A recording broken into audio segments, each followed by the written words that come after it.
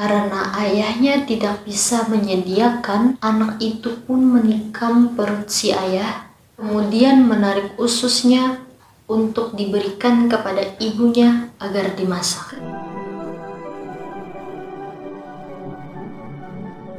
Assalamualaikum, balik lagi di channel Cecebel.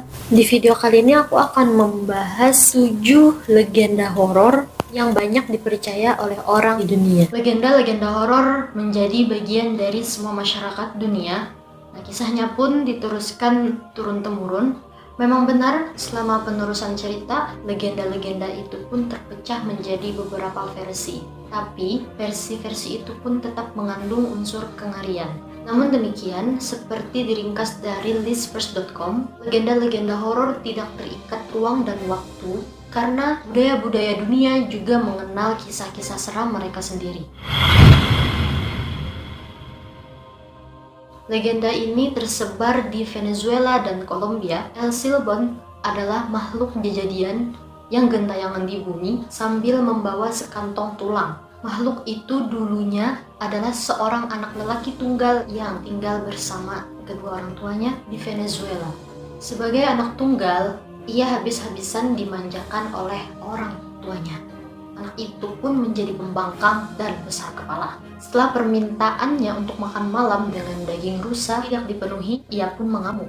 Karena ayahnya tidak bisa menyediakan, anak itu pun menikam perut si ayah, kemudian menarik ususnya untuk diberikan kepada ibunya agar dimasak. Ketika si ibu sedang memasak, ia menjadi curiga melihat tampilan daging tersebut dan kemudian menyadari hal yang dilakukan oleh anak lelakinya itu. Ibu itu pun menjadi sedih dan kemudian si anak berurusan dengan kakeknya. Si kakek mencambuki anak itu hingga nyaris tewas dan kemudian melumuri luka-luka itu dengan perasan air lemon. Si kakek kemudian memberikan anak itu sebuah kantong yang berisi tulang-tulang ayahnya, lalu melepaskan anjing-anjingnya ketika si cucunya itu melarikan diri. Sesaat sebelum anjing-anjing itu menewaskan cucunya, si kakek melontarkan kutukan kepada anak itu yang mengubah anak itu menjadi makhluk yang bernama El Silbón. El Silbón disebut-sebut masih gentayangan sambil bersiul-siul, lalu memasuki rumah warga tanpa ketahuan siapapun.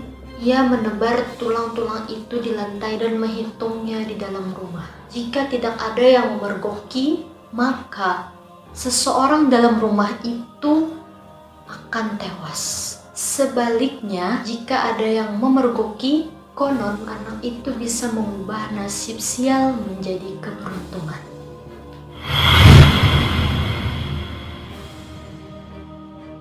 Oke, yang kedua, beberapa hikayat-hikayat rakyat yang mengerikan berasal dari Asia.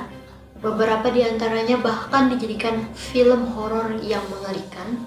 Menurut suatu legenda, seorang remaja putri Jepang menggambar seorang wanita muda yang sepertinya menatap langsung ke arah kita. Remaja itu mengunggah gambarnya secara daring, lalu ia segera bunuh diri tanpa alasan yang jelas. Tak lama kemudian, orang mulai berkomentar di dunia maya dan mengatakan mereka bisa melihat kesedihan dan bahkan kemarahan pada mata si perempuan dalam gambar itu. Beberapa orang lain mengatakan bahwa bibir dalam gambar itu mulai tersenyum dan matanya berkedip ketika kita semakin lama melihatnya. Beberapa orang melangkah lebih jauh dan mengatakan adanya orang-orang malang yang menatap gambar itu selama lebih dari 5 menit dan kemudian ia bunuh diri.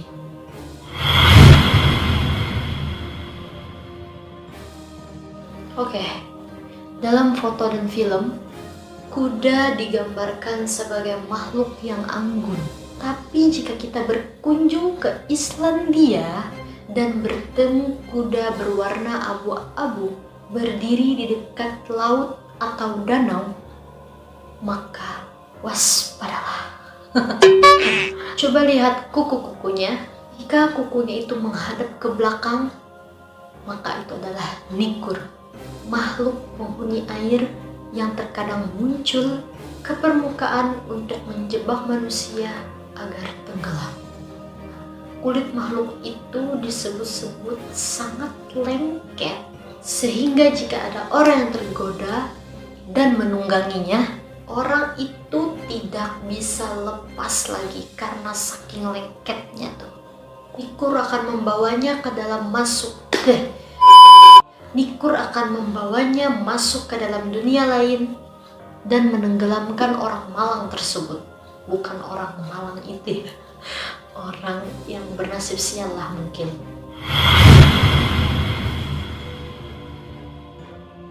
Oke, ada lagi nih, suatu legenda masyarakat yang diceritakan di berbagai belahan dunia, tapi diduga berasal dari Norwegia.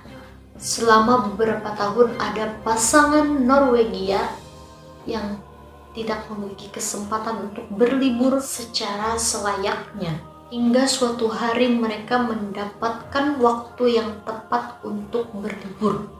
Mereka kemudian mencari pengasuh anak untuk menjaga bayi mereka di rumah. Ketika tiba harinya, si pengasuh datang terlambat dan menelpon untuk memberi kabar bahwa mobilnya bermasalah.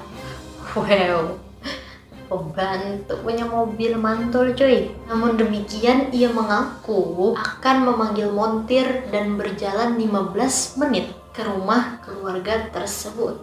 Merasa yakin ya bahwa pembantunya itu bakal datang ke rumah, pasangan itu pun mengikat bayi mereka di kursi tinggi untuk bayi, menciumnya dan mengatakan selamat tinggal, lalu bergegas menuju bandara karena nyaris terlambat. Pintu belakang rumah dibukakan untuk si pengasuh.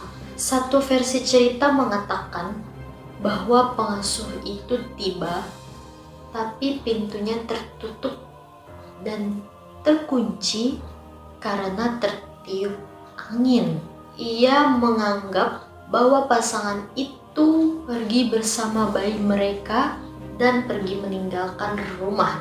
Suatu versi lain mengatakan bahwa si pengasuh tewas di dalam perjalanan karena tertabrak oleh truk. Ada juga yang mengatakan bahwa si pengasuh adalah kerabat yang sudah lanjut usia karena serangan jantung sebelum tiba menemui si bayi.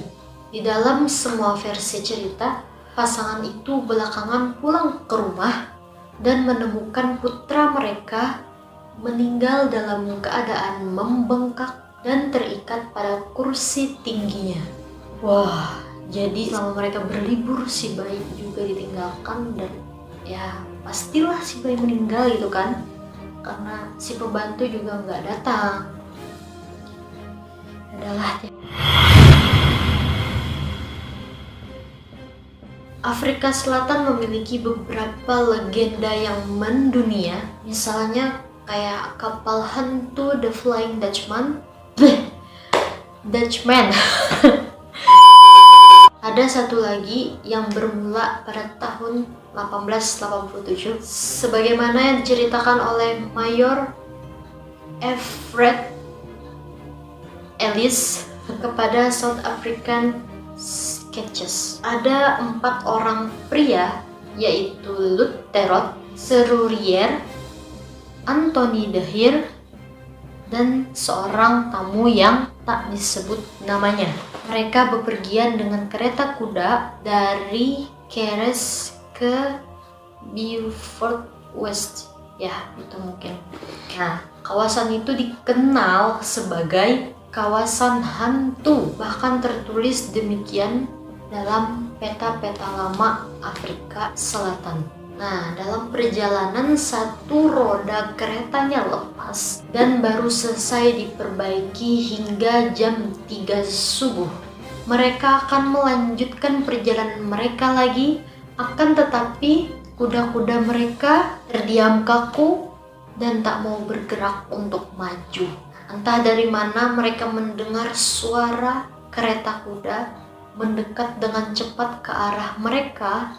Ketika akhirnya mereka melihat benda tersebut terlihat ada seorang kusir yang mencambuki 14 ekor kuda. Serurier, Lutherot dan satu pria yang tak disebutkan namanya itu melompat dari kereta kuda. Akan tetapi Deher meraih tali kekang dan memindahkan kendaraan mereka dari lintasan kereta kuda yang mendekat tersebut. Dengan kesal, Deher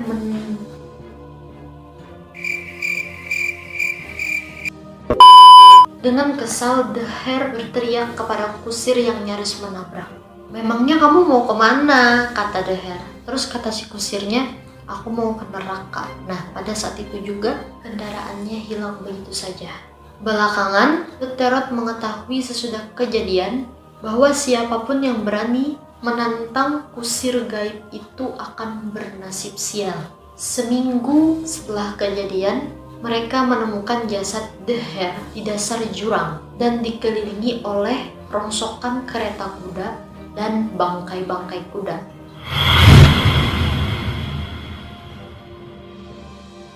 Ada lagi nih, salah satu mitos urban paling mengguncang dari Australia bercerita tentang seorang wanita muda yang diperkosa oleh beberapa nelayan Jepang di kawasan East Point, Darwin itu nama kota mungkin ya, kurang tahu juga.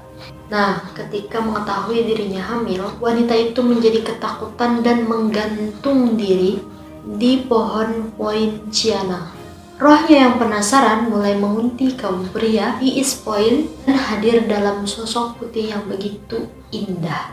Akan tetapi, begitu si pria tergoda olehnya, ia berubah menjadi nenek sihir yang sangat buruk rupa, dengan kuku-kuku tajam yang mencabik isi perut si korban untuk mengeluarkan ususnya.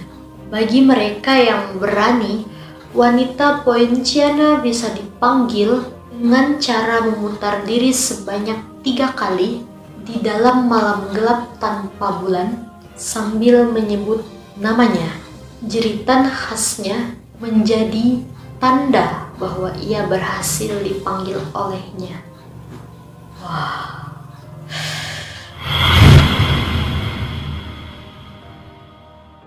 Oke, yang terakhir ada teke-teke. Legenda Jepang yang satu ini memang sangat mengerikan. Menurut legenda, seorang wanita kantoran diperkosa dan dipukuli oleh tentara-tentara Amerika Serikat di Hokkaido beberapa tahun setelah Perang Dunia Kedua. Pada malam harinya, wanita itu melompat dari sebuah jembatan dan dilindas oleh sebuah kereta yang melintas di rel yang ada di bawah jembatan. Tubuhnya pun terputus pada bagian pinggang. Karena udaranya yang sangat dingin, darahnya tidak langsung berceceran sehingga ia berhasil menyeret bagian atas tubuhnya menuju stasiun. Seorang petugas yang menemukannya itu pun terkejut dan langsung melemparkan lembar plastik kepada bagian tubuhnya itu sehingga wanita itu meninggal dalam penderitaannya.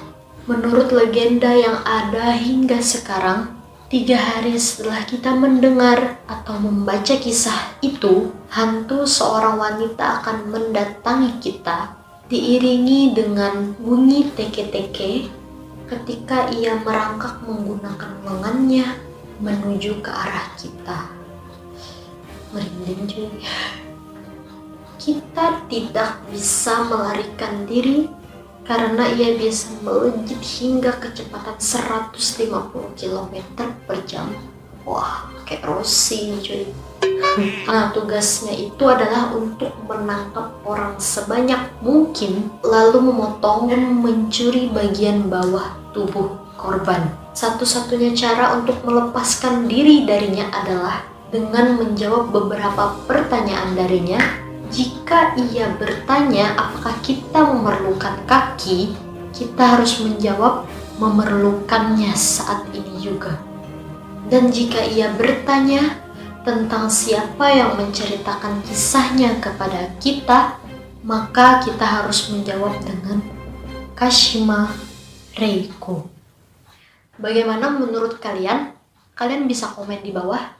Dan jangan lupa untuk komen apalagi yang harus aku bahas di video selanjutnya. Jangan lupa untuk subscribe, like, dan share teman-teman. Kembali di video selanjutnya dengan cerita-cerita menarik lainnya. Oke? Assalamualaikum. Bye-bye.